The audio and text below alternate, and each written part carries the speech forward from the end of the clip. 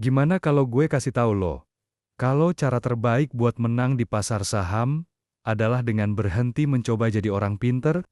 Hampir semua orang di luar sana, para manajer investasi, penasihat keuangan, sampai influencer saham, selalu bilang kalau lo harus pinter milih saham. Lo harus tahu kapan waktu yang tepat buat beli, dan lo harus bisa ngalahin pasar.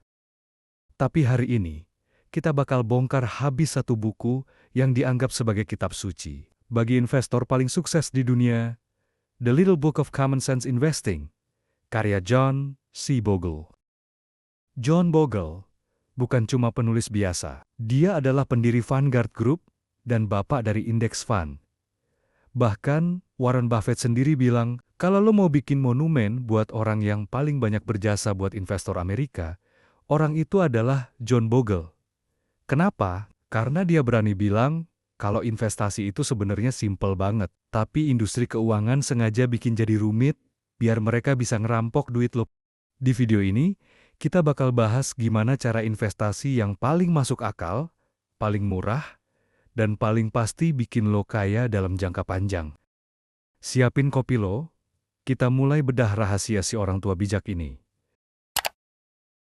Bab 1, Realita Pahit di Balik Wall Street. Hal pertama yang John Bogle pengen lo sadar adalah, investasi itu adalah sebuah permainan di mana semakin banyak lo beraksi, semakin banyak lo bakal rugi. Industri keuangan itu hidup dari komisi, biaya transaksi, dan fee manajer investasi. Mereka dapat duit pas lo transaksi, mau lo untung atau rugi, mereka tetap gajian. Bogle ngenalin konsep yang namanya The Relentless Rules of Humble Arithmetic. Bayangin, pasar saham itu adalah sebuah bisnis besar yang ngehasilin untung buat semua pemiliknya. Masalahnya, sebelum untung itu sampai ke tangan lo, dia harus dipotong dulu sama biaya pialang, biaya pajak, biaya admin, dan fee manajer investasi yang katanya ahli. Hasilnya, secara rata-rata, investor yang aktif milih saham sendiri atau pakai reksadana aktif bakal selalu kalah dibandingin sama pasar secara keseluruhan. Kenapa? Karena biaya-biaya itu tadi. Investasi bukan soal siapa yang paling jago nebak masa depan, tapi soal siapa yang paling dikit ngeluarin biaya. Bab 2, jangan cari jarumnya, beli aja jeraminya. Ini adalah kutipan paling legendaris dari John Bogle, Don't look for the needle by the haystack. Jangan capek-capek nyari saham berlian yang bakal naik 1000% dalam sebulan. Kemungkinannya kecil banget, dan lo cuma bakal buang-buang waktu serta energi. Cara paling cerdas menurut Bogle adalah dengan membeli seluruh pasar. Caranya lewat indeks fund. Pas lo beli indeks fund yang ngikutin indeks besar kayak S&P panjang, 500 kalau di Amerika, atau IHSG kalau di Indonesia, lo otomatis jadi pemilik dari ratusan perusahaan terbaik di negara itu. Lo nggak perlu pusing mikirin kalau satu perusahaan bangkrut, karena ratusan perusahaan lainnya bakal tetap tumbuh dan nutupin kerugian itu. Lo nggak perlu jadi pinter, lo cuma perlu punya seluruh sistem ekonominya. Inilah yang namanya common sense. Kalau sistem ekonominya tumbuh, aset lo pasti ikut tumbuh. Bab 3, musuh terbesar adalah fee dan pajak. Banyak orang ngeremehin fee yang cuma 1% atau 2% setahun.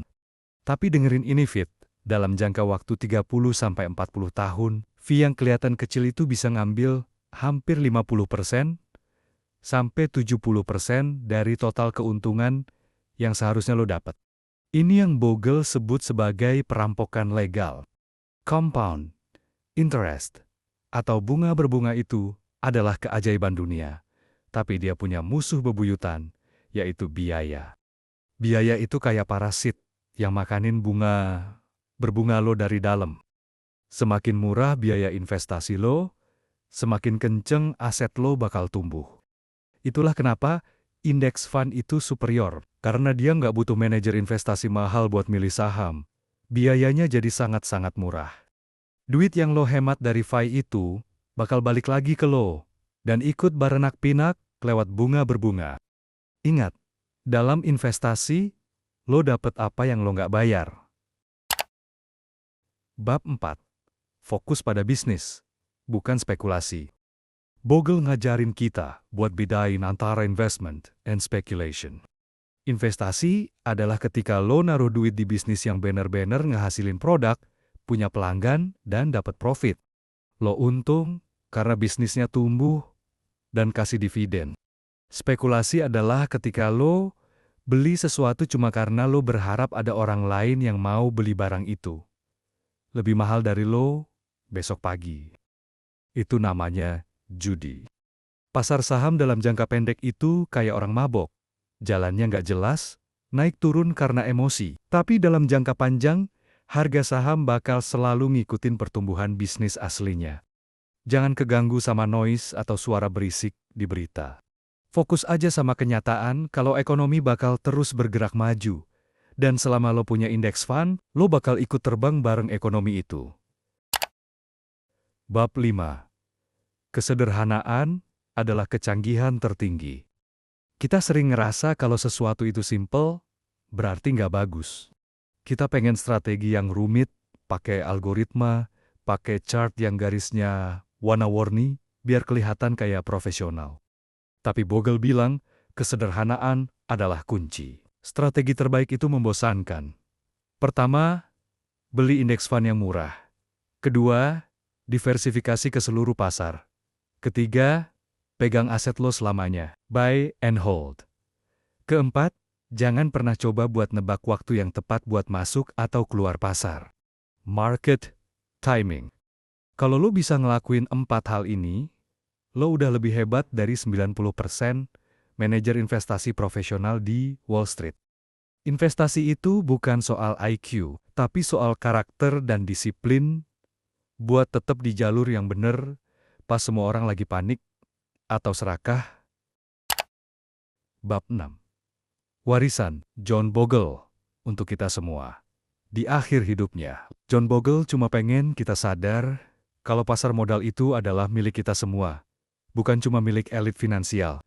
Dia ngasih kita alat buat menang, tanpa harus jadi budak industri keuangan. Pesan paling dalam dari buku ini adalah soal rasa syukur dan kepuasan. Jangan terus-terusan ngejar keuntungan yang nggak masuk akal, sampai lo stres sendiri. Punya rencana yang stabil, nikmatin hidup lo, dan biarin waktu yang kerja buat kekayaan lo. Financial freedom bukan soal lo punya strategi paling canggih, tapi soal lo punya kedamaian pikiran, karena lo tahu duit lo aman di tempat yang paling masuk akal. Penutup, mulailah jadi investor yang masuk akal. Jadi, kesimpulannya, berhenti nyari jarum di tumpukan jerami. Beli aja tumpukan jeraminya. Berhenti bayar orang lain buat ngelola duit lo, yang ujung-ujungnya malah ngabisin profit lo sendiri. John Bogle udah kasih kita jalan yang paling terang dan paling murah buat sukses. Sekarang tinggal keputusan lo, mau terus-terusan dipermainkan sama sistem, atau mulai jadi penguasa permainan, pakai akal sehat lo. Mulailah cari indeks fund yang biayanya paling rendah hari ini. Masa depan lo nggak butuh keberuntungan. Masa depan lo cuma butuh disiplin dan waktu. Kuharap bedah buku The Little Book of Common Sense Investing ini bisa ngerubah cara lo ngeliat pasar saham selamanya. Kalau lo ngerasa tercerahkan, share ke teman lo yang hobi gonta-ganti saham, tapi portofolionya tetap merah. Sampai ketemu di bedah buku berikutnya. Investasi itu simple. Jangan lo bikin jadi rumit. Cheers!